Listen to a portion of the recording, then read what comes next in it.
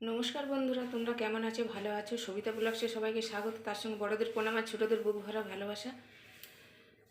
নতুন বন্ধুদের অনুরোধ করব সাবস্ক্রাইব করে দেওয়ার জন্য। আর আমার ভিউ বন্ধুরা, আমার সাবস্ক্রাইব বন্ধুরা, তাদের অসংখ্য অসংখ্য অনেক অনেক ভালোবাসা জানাই। তো দেখো, আমি এটা নিয়েছি ছোলার ডাল আর হচ্ছে মুগ ডাল নিয়েছি। দেখো মুগ ডাল, এই যে মুগ ডাল একটুখানি নিয়েছি আর ছোলার ডাল নিয়েছি। আমি কালকে রাতে ভিজিয়ে রেখেছিলাম। এটা এবার আমি বেটে নিয়ে আসবো। আর এর সঙ্গে আমি 3টে কাঁচা লঙ্কা দেব, দিয়ে বেটে নিয়ে আসবো।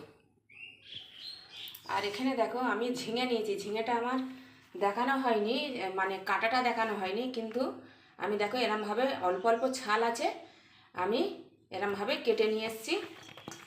ঝিঙে দিয়ে কাঁচা ডালের বড়া ঝোল বানাবো।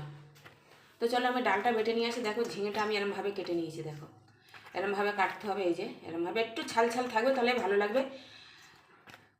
তো এই রান্নাটা করে খেয়ে দেখো, ভালো লাগলে লাইক কমেন্ট শেয়ার করে সাবস্ক্রাইব করে পাশে থাকা বেল আইকনটিটা প্রেস করে দিও। আমি যা যা রান্না ছাড়বো সব নোটিফিকেশান তোমাদের কাছে চলে যাবে।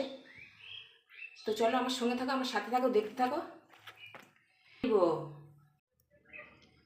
তো দেখো এটা আমি এবারে বেটে নেব।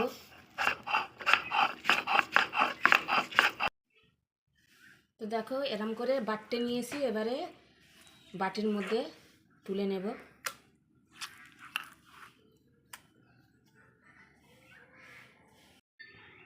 গ্যাস জ্বেলে দিয়েছি, এবারে কড়া বসে দিয়েছি। কড়াটা গরম হয়ে গেছে, আমি দিয়ে দিব সর্ষের তেল। সর্ষের তেল গরম হয়ে গেলে দিয়ে দিব কালো জিরা, দিব কাঁচা লঙ্কা চেরা।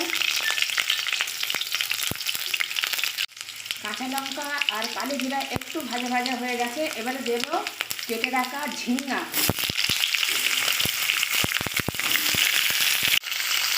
এবারে দিয়ে দেবো পরিমাণ মতো লবণ, আর দিয়ে দেবো 1/2 টেবিল চামচ হলুদ। এরম সহজ পদ্ধতিতে রান্না কোথাও যেতে পারে না, যেতে হবে মা মাসিদের কাছে। পুরনো মা মাসিরা এইরকম করেই রান্না করে খেত। তো একটু নাড়াচাড়া করে আমি একটু ভেজে নেব। তো দেখো হলুদ আর লবণ দিয়ে মানে একটু ভেজে নিতে হবে, কাঁচা ঝিঙের গন্ধটা চলে যাবে। তো দেখো হয়ে গেছে আমার ভাজা।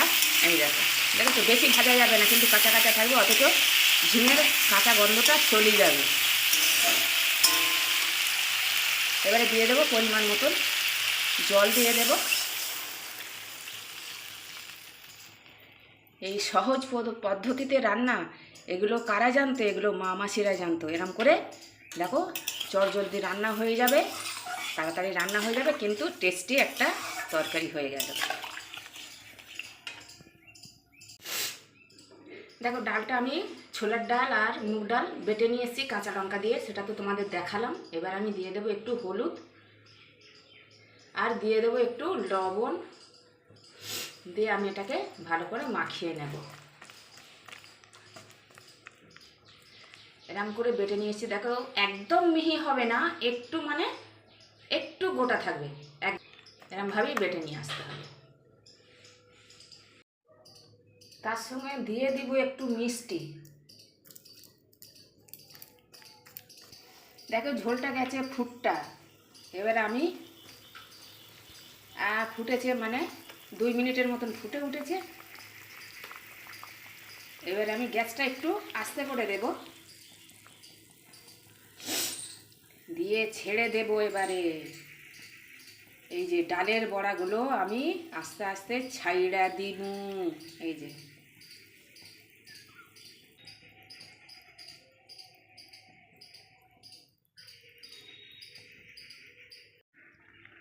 তো দেখো ডালের বড়াগুলো দিয়ে দেওয়ার পরে, তো দেখো আমি একটু আস্তে একটু জোরে জাল দিয়েছি, আর বড়াগুলো দেখো শক্ত হয়ে গেছে।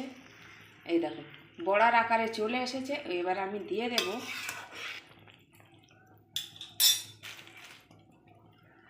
পোস্ত।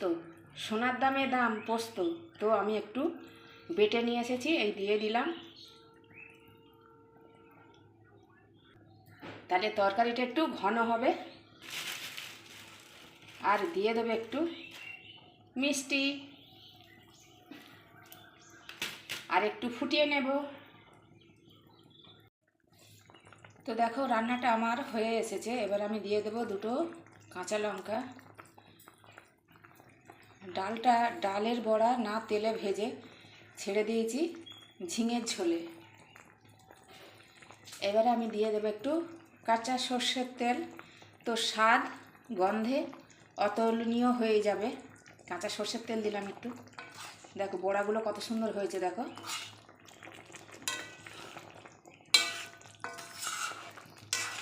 কতটা ঘন হয়েছে।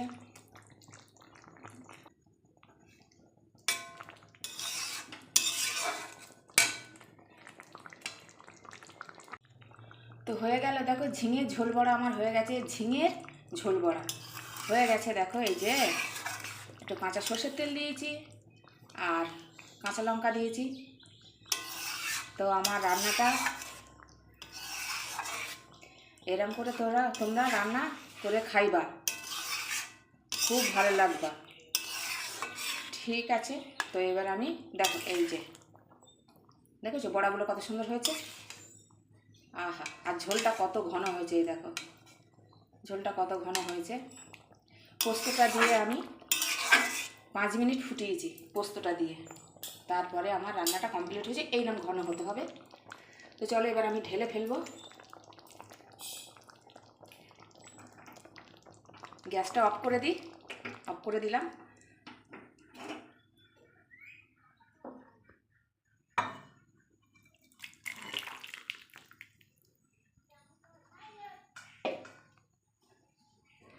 তো আজকের মতো আসছি, টাটা। তোমরা সবাই ভালো থেকো, সুস্থ থেকো।